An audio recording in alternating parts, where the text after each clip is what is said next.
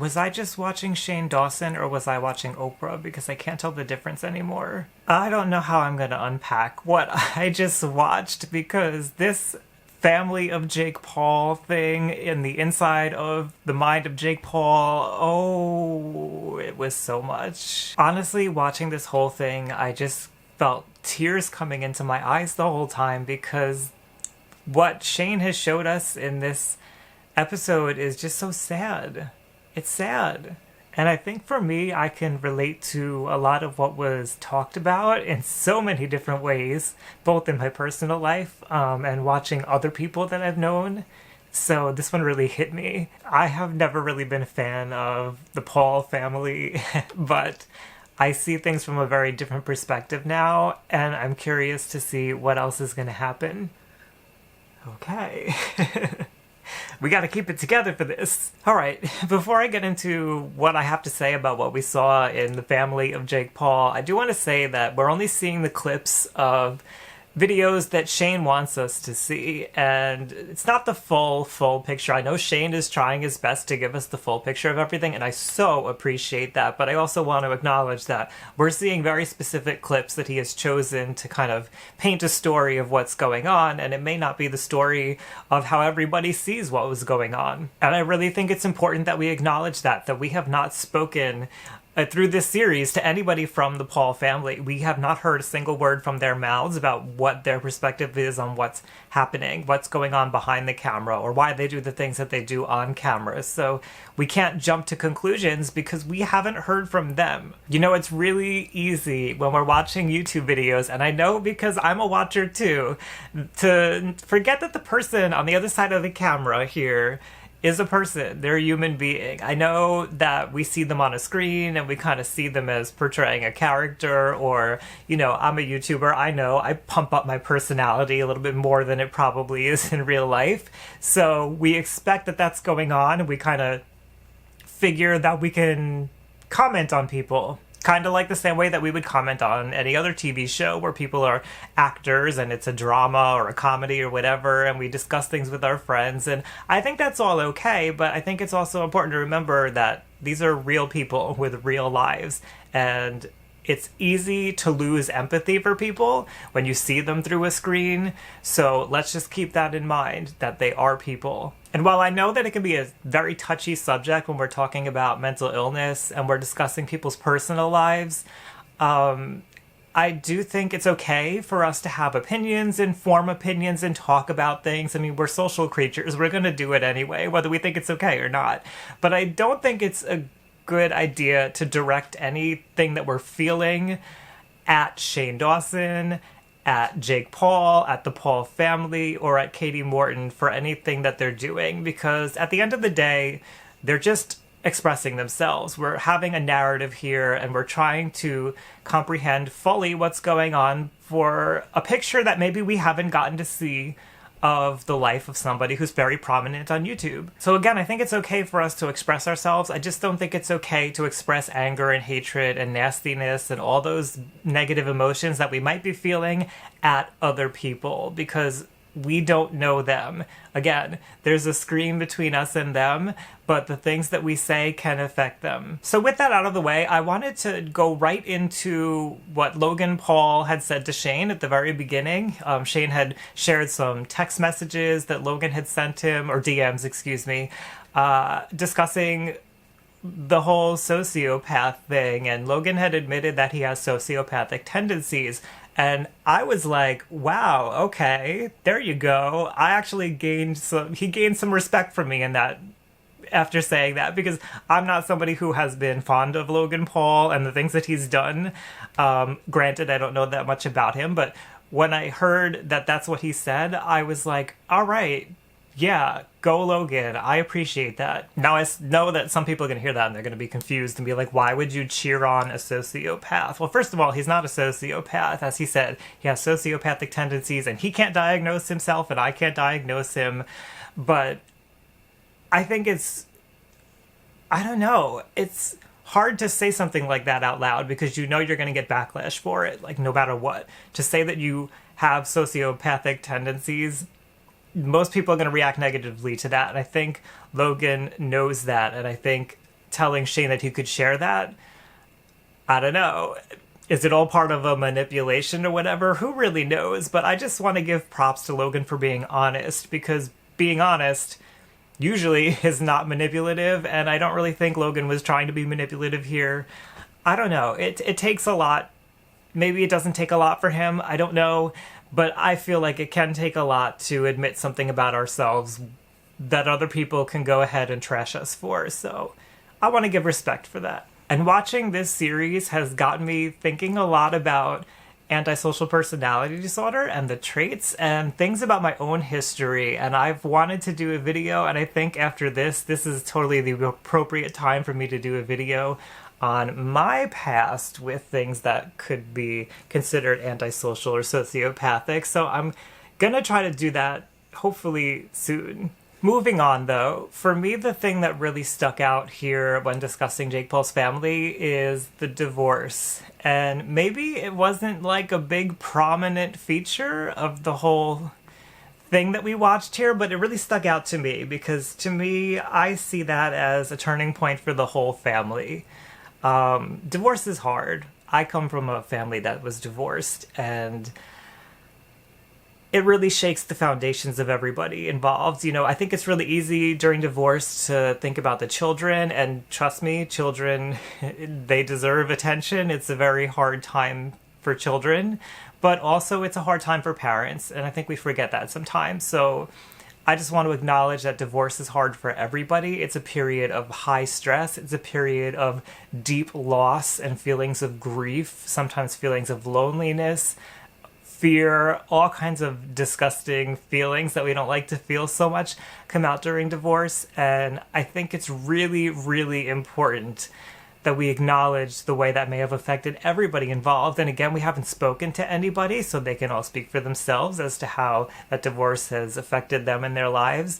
But I think we gotta take note of that. Okay, so I'm going to comment on something that I've seen with the family, but I just want to be very careful here, as Shane is trying to be careful too. I feel like I have to be careful myself, because I want to comment on what's going on, but Shane mentioned that the mother of the family has had some concerns about what's going on and how people are portrayed, and I don't intend to upset anybody further. I just want to say what I'm observing and not make judgments about it, because as it is with mental health, it's hard to get people to understand this, but sometimes things just happen. We try to cope with life. We try to cope with high stress events like a divorce, and before you know it, like, things just get rolling and our mental health just starts going. And I'm not saying that this is what happened with anybody. I want to say what I observe and leave you to think about it. I do not want to judge the Paul family, even though it's really tempting, and I've done it before, and I think we all have. I think if we're going to have a serious discussion, we have to take the judgment off the table and just look at what's there. Look at reality. Look at what's going on, and try our best to have empathy, and if somebody needs help, to help them through what they're struggling with. So when I look at these clips that Shane has highlighted for us of the Paul family, and I have to say, these are the clips that Shane has picked out. I don't really know the Paul family very well myself. But when I look at these clips, and from things that I've just heard, you know, being on YouTube and just hearing things, my impression has been that the Paul family, at least on video, appears very enmeshed. Now, enmeshed is a psychological term. It's not really something that you can measure. It's just a pattern of behaviors in the way that a family interacts. So enmeshment, or an enmeshed family, is a family that has what's called diffused boundaries. In other words, they don't have boundaries for their emotions and the way they express and communicate their emotions. So, quick example, somebody who might have poor boundaries, maybe a father, gets really angry. But instead of expressing that angry to whoever in the family that he's angry at, he may use his daughter, and he may push her harder to do well in school. So he's expressing the anger and the frustration, and he's putting that pressure on her as a way to express his anger. And so whenever he gets angry, she feels the pressure of it, which in turn might make her feel angry.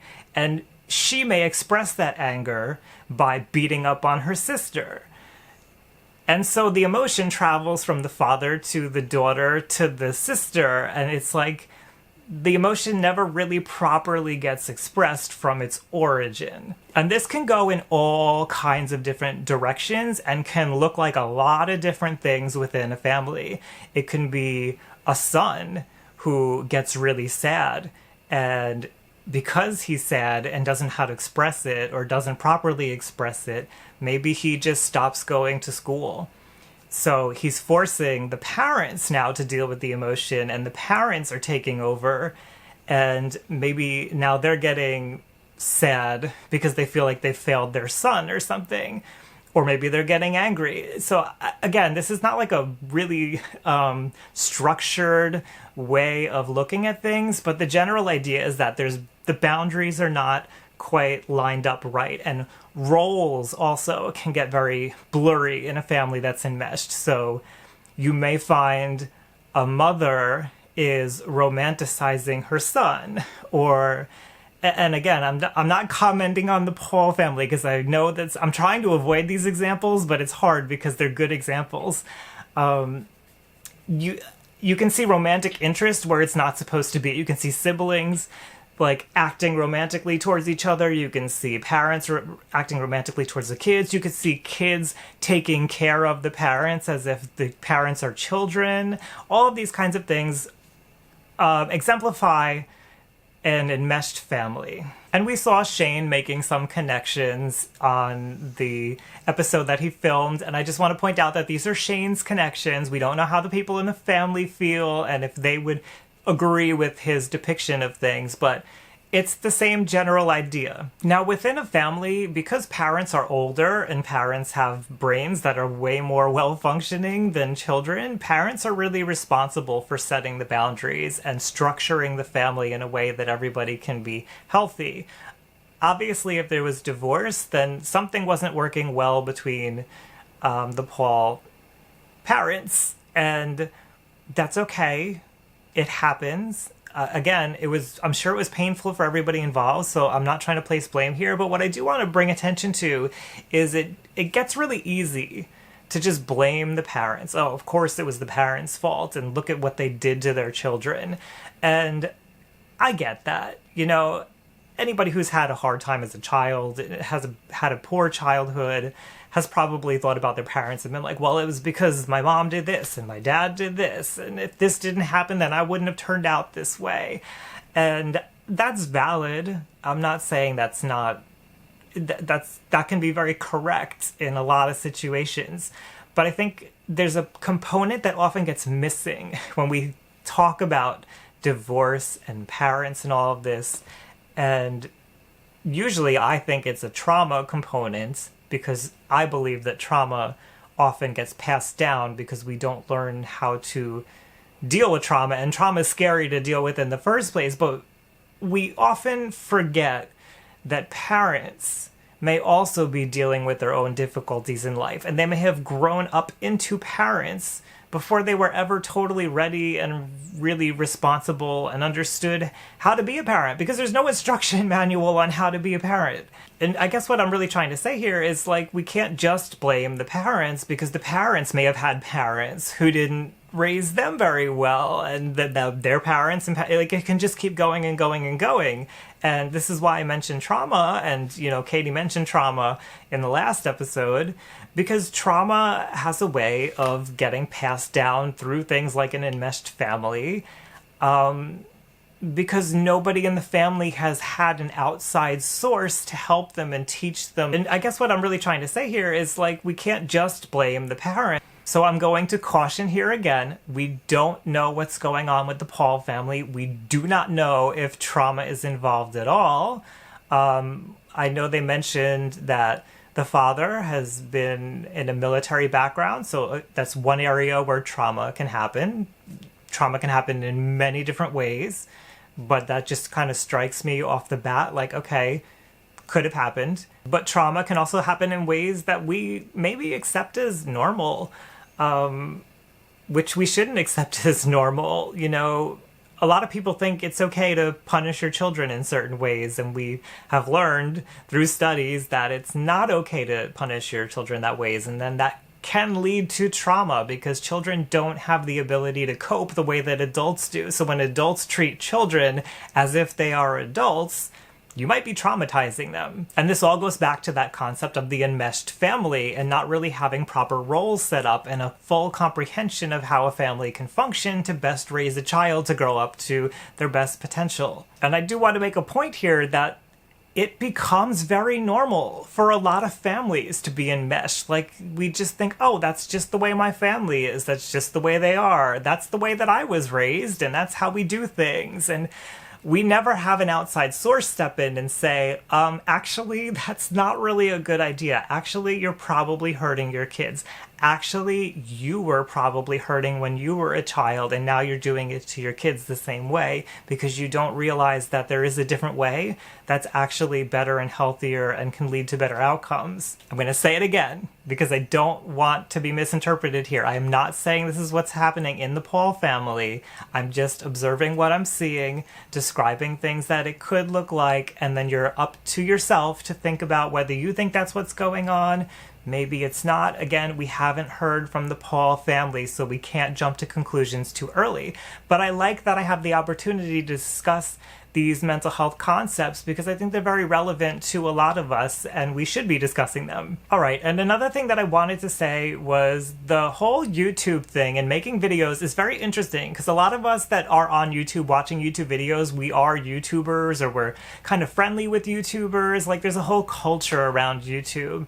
And I think it's really interesting to see the kinds of things that the Paul brothers and the Paul family do on film and think about what that could mean psychologically. So again, we're not diagnosing, we're not saying this is what's happening, but I like the space where we can talk about it and think things through. So what could be described when we look at the Paul family is something called acting out. And it's like a very old psychology concept. And again, it's not really that well defined, but it's kind of the idea that you're expressing emotions that are hidden, but you're doing it indirectly. You're not really expressing the emotion. So when somebody makes a video, they might be making that video because they're angry or because they're sad. And instead of feeling that emotion and just living with it and experiencing it and maybe expressing that on video, they go out and they do something else, some other way of expressing it. Maybe a defense mechanism. Maybe it's their way of coping.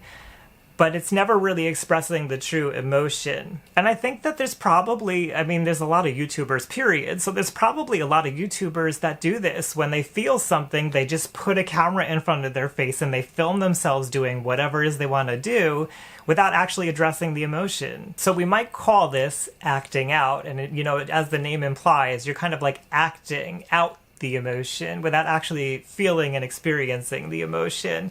I don't know if I totally expressed it that well. Let me know if you have any confusion about it and I can maybe look up some more information and give you some better idea of what I mean. So I have to say, I'm really loving this series by Shane, and it's kind of weird because, again, I went into this never really liking the Paul brothers or the Paul family, and after watching this episode, honestly, I feel for what might be going on. And it's kind of upsetting, and it kind of gets me in places that are vulnerable and uncomfortable. But I kind of like that because I think we don't see enough of that on YouTube. And I think we need to see more. And I appreciate that Shane is helping us to dig a little deeper here. I very, very, very much appreciate that Shane is trying to give us like a well-rounded picture of everything going on, from the expertise of Katie Morton and her licensure in therapy. I forget what kind of therapy, but you can look her up and she'll be there. And I appreciate him talking with the family eventually. I think we're going to see that. Talking with the friends. And I appreciate this because, when there are mental health issues involved or mental illness, and we still don't even know if it's really involved, the clues show up in relationships, like intimate relationships, and it also shows up in friendships. So that would be the place to look. And you might think like, oh, but therapists only sit down with the person, and that's true in most cases. Sometimes you can get all you need from just talking to one person, but you can get a much better picture of somebody's life when you talk with the other people that have been in their lives. And of course, everybody's going to have their biases. Everybody's going to see things from their own way.